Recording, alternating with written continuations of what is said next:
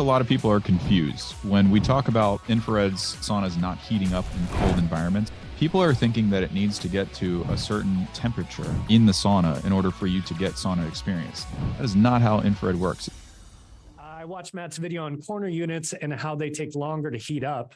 I believe he said corner 3-person radiant takes about 45 to 50 minutes. How long does the 2.5 person sauna take to heat up? Basically, what's the difference in heat up times between 3-person and 2.5 people if you got a half person with you? Yeah, I didn't catch one part that's important. Is that we're talking about both radiance health, like the corner and the rectangle? It looks like it, yes. And on the corner, is it specified the EC3H or the EC4H? Because they're different sizes. One's a monster. One's huge. Does not. Okay. Does not. Maybe we can tell her the difference. Yeah. Is that the new one that you're talking about? Is that the monster size? No, these are corners. So an EC4H is a true 3-person corner sauna. It's a monster. It's big. Can you tell me the one section of the question again? She says, what's the difference in the heat up? What's the difference in the heat up times? The 3-person versus the 2.5-person is at 45, 50 minutes. But she also puts a caveat in here that she's in the Midwest and she's putting in a finished basement. It'll be heated exercise room in the basement. Not issue. Not an issue. Doesn't matter if it's heated and finished because it's insulated. You got drywall in there and it's heated. You're good to go. But this might be useful for other people. She asked a really good question. And so I think a lot of people are confused when we talk about infrared saunas not heating up in cold environments. People are thinking that it needs to get to a certain particular temperature in the sauna in order for you to get sauna experience. That is not how infrared works. It's not based on air temperature. So even though I'm backing myself into a corner by saying that, but it's important that I do that. Even though the basement and the ambient temperature in the sauna is colder and it is fighting that, a lot of it has to do with the far infrared saturation, which means like point of body contact, like how much infrared is able to be penetrating your skin to heat you up, regardless of what the ambient temperature is. That's how infrared saunas are able to give you hyperthermia without having 210-degree temperatures inside. So the reason that I'm pointing this out, and we're flip-flopping a little bit, like I'm saying temperature doesn't matter, and now I'm saying temperature doesn't matter. Like the point is, in a corner sauna, it's beautiful because it fits into, like I have one here off the screen, you just can't see it. It fits into a corner really nicely and it has a 45-degree angle across the front, which makes the aesthetic of it the most pleasing that you could possibly get out of any sauna that you'd ever install in like a corner of a room.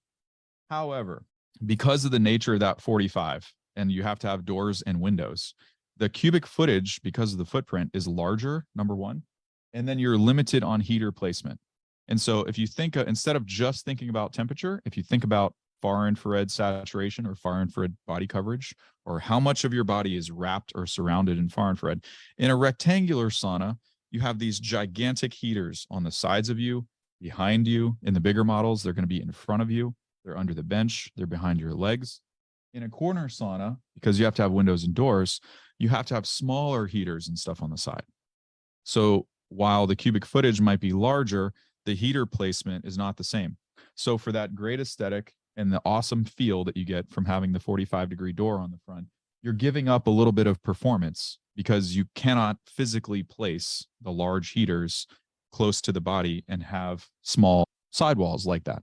And so it's not only a temperature thing, it's a far infrared exposure thing. And so what happens is, yes, it takes longer to heat up, but it also takes a little bit more time for that far infrared to reach and saturate your body than it would if there was a bigger heater a little bit closer. Still very effective, still an awesome solution. It was one of my favorite things on the planet, the corner sauna. But if you're going for performance, if you're putting it in a cold environment, it wouldn't be my first choice because it's all those elements are working against it when you're putting it in a cold place that's not optimal for it. So in her case, if you are going to put it in a basement or something like that, I would do like a 2.5 Radiant Health E2.5H or E2.5H, however you say it. Well, like I said before, I always work in round numbers. I've never had a 2.5. It's the first time, but 2.5. Well, what if you got like a short person? Or we've got some fun size friends. I'm shorter than you. Why are you trying to make fun of me, man? Yeah, you're not fun sized though. Okay, we got a lot more questions for the basement. I'd get a Radiant Health E2.5. E2.5. Yeah, unless it's heated and insulated and you love the look of the corner, which I do. So just know that you're going to sacrifice a little bit in performance for that awesome look. So When you say a little bit in performance, are you talking like an extra 10 minutes? Are you talking like what is that a consistent thing? So every single time you got to plan for an extra 10 minutes in the sauna or prepping. Yeah, these are the people that are like, hey, it has to be 132 degrees before I get in it type of people. The sauna will still perform if it's at 120 and you hop in and it takes an extra 10 minutes to get to 135 or where you usually sweat at. But some people, and a lot of this is coming from the Finnish saunas, this belief that you have to have a particular air temperature in the sauna in order for it to work. That's not even that's not even the same mechanism of heat delivery. Like Finnish sauna delivers hyperthermia based on the air temperature alone. So you're breathing hot air until that raises your core temperature. Infrared, not the same. Infrared is heating you up from the inside out, whether or not the air that you're breathing is the same temperature or not. I know there's a couple of temperature questions coming up, but I want to we've got questions in 6 different places. So I'm trying to knock them all out all at once here. Sorry, that was probably too detailed or too long. No, that's really good. She's going to be happy. That'd be a good answer. Okay. So Linda, this is a kind of a basic question. Linda just ordered the Radiant 2.5. How far out does the door open? Oh, I sent her, you know what? When we got done working last night, I forgot to post it right away, but that was that picture that you put in there. Sure. Yeah. I think it was 23 inches. Yeah. So if you measure from where the door hinge swings open, I think it was 23 inches to the end of the door. Nice. There you go, Linda. Solid answer. Wendy's got an interesting one. Do you have any thoughts on post-COVID sauna use? I'm starting slowly, but have some concerns regarding safe practices. Not sure if you have any thoughts on this, but perhaps others have concerns. Doctors only suggest staying hydrated. But you do not seem to offer any insight or guidance. I don't think that was meant to be said that way. That was just me adding the attitude. Sorry, Wendy. First of all, we are not doctors. This is not medical advice. If you need medical attention, please see a licensed physician. There's nothing specific in there. Is this how to sauna for COVID long or what? Say it one more time. Just any recommendations for sauna after COVID? Really just any thoughts post-COVID. And I don't know, Wendy, if you've had COVID multiple times. I don't know. I've got it a couple times. Yep. You had it twice, right? Or 3 times now? Yeah. Do you have any, again, not doctors, not medical advice. Don't listen to us for anything ever. We're not. It depends on the situation. I'm hesitating because most of the time people have other stuff that's going on that's complicating that flu. Man, there's so many things that I could say, but I don't know if it applies to her. Sure. And I'm also watching my tongue. You're going to leave this up for replay publicly. Yeah. We'll have a replay for a short time, I think. How about, I don't do this all the time, but how about you just have her reach out to me privately and I'd be happy to help her or send her something specific for her case. But in general, for everyone else, heat therapy. What do we know about heat therapy? This isn't me saying this, but what do people do for viruses? Why does the body create a fever state naturally on its own?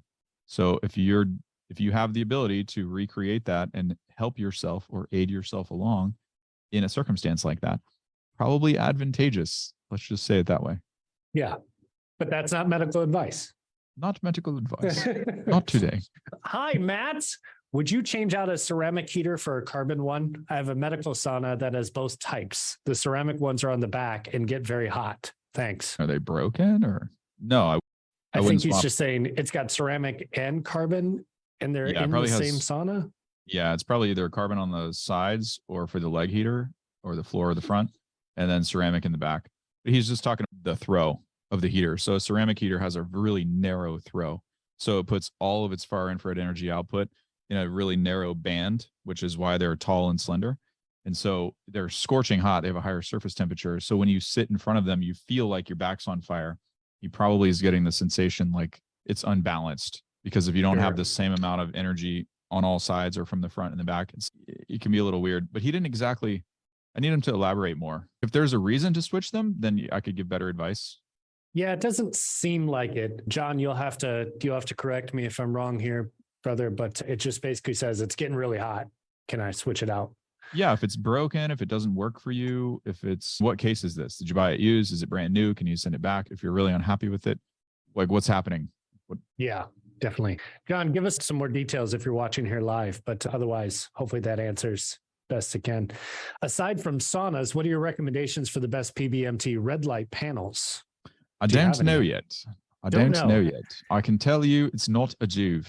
It's not a Joovv, G-O-O-V-V. Yeah. Juve is probably the most popular company, but out of all the red lights I have upstairs, we were counting them yesterday. We were setting up the little portable sauna room and then the red light therapy room. And I've got a whole shitload of panels along the wall. And Juve is the only one out of 11 or 12 brands that made a plastic housing. And what do you know about plastic? Plastic cannot be grounded. So you may have a grounded plug, which is excellent, but you have a non-grounded housing. So what happens to the fans, the heat sink, and the output from the bulbs? It's not grounded. So as soon as you stick an EMF meter on it or anything like that, it's sky high compared to all the other ones, just because somebody on the design team decided to switch to plastic. They used to be metal like all the others. Oh, so wow. I have a bone to pick with you, Juve. Let's go. You heard it here first, folks. Juve is a design no-no. team. Send me email. There you go. I would like to cuss you out. Yeah. I'm guessing we still have a bunch of the sales teams and stuff like that who are still in this group. Maybe they're watching now. Like, pay attention, team. Pay attention. Silent. Focus on serving people. Stop trying to line your pockets. There'll be plenty of opportunity for you. Recommendations. I really like Andrew's stuff. Part of the reason that I'm biased towards Andrew's lights, you can go to Gemba Red, GEMBA red.com. Obviously, if you want to buy something or you think something is right for that place, if you use coupon code JUSTICE, you might save a little bit. My little pitch. GembaRed.com. I see it here.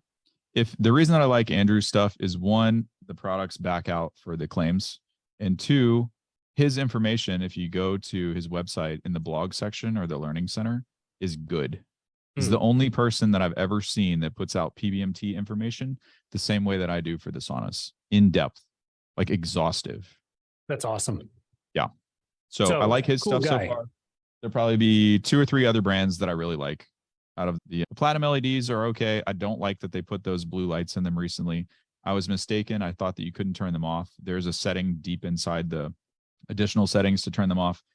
That is a huge turn off to me. Don't buy PBM lights that have blue lights in them. It's just dumb. But there'll be more to come for the red lights. I just got to do more testing. So I don't want to speak out of turn or misguide anyone before I have a chance to really put them through their paces. Yeah. So Chris, keep in mind, he'll have some recommendations soon.